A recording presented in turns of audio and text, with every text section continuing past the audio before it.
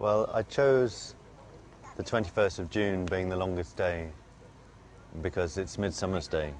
Today isn't about me or this artist, this kind of notional idea of an art. It's about the audience, and it's the audience that makes this as a project, as a performance. It's them who. It's more important their reaction than what I think, for that matter. Yeah, this is one of 134 proposals for Jupiter Artland here at Bonington House, and in some ways this is the third of the proposals to be realised. This being obviously one in the snowstorm on Midsummer's Day, 21st of June. Then there's a bookwork, and then there's also a proposal that the genesis, if you like, of all the proposals, which is I proposed to write proposals for Nicky and Robert Wilson at Jupiter Artland. And so, in some ways, although there are 134 and we've realised 3, the 3 that are realised are just as important as the ones that are still in the book and may still always be in the book. It is completely the opposite of those physical, the embodiments of work.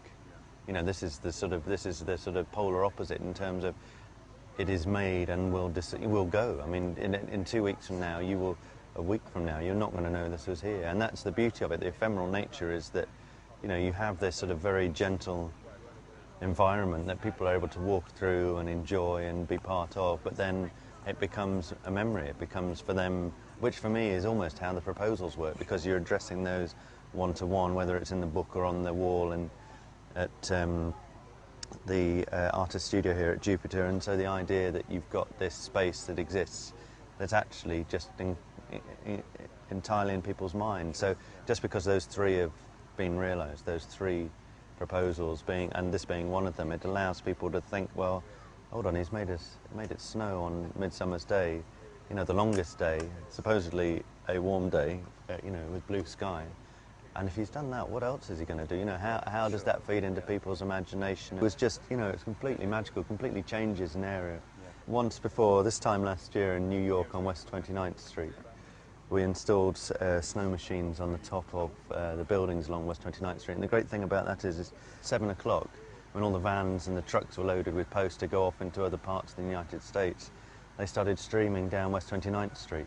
And the thing was, because of the way these big trucks move air, is they were dragging all the snow. Right. It's the same snow as we're seeing here. It's made out of potato starch, and it's just bubbles, really. And they were dragging it to the turnpike, and then obviously there's a lot more cars there, and it was 32 degrees there. I mean, so it's really hot. It's amazing how it has that psychological effect as well, that you are just thinking about it in terms of, people know because they've walked through it and they've felt it and tasted it, and they've tried to make snowballs out of it and things, and they know it's not real. It's not a real, in itself, it's not a real, ice crystal at all. But what I love is how people have bought into that, and they're willing to sort of suspend that sort of belief or disbelief, for that matter, that they're just, they're part of something.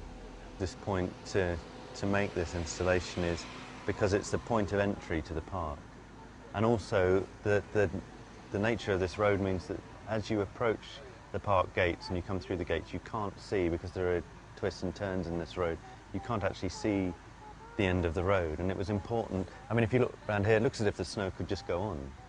And the fact is it finishes 100 metres down from that corner. And it's like that idea of being self-contained or contained within a space, but also that idea of passage through and moving along and through a space. Whereas if it was in the sculpture park as an area of snow, it wouldn't have felt right, because it would affect this space and this as a piece very differently. But the ability to hide the machines that make this snow, and it's just really about that idea of passage into a space as well. So it kind of sets up a dialogue between what is normally here and then what is here now, and how it affects the way you approach. It's funny because when it first opened earlier on, the first few cars, and you could tell that people were wanting to be here on time.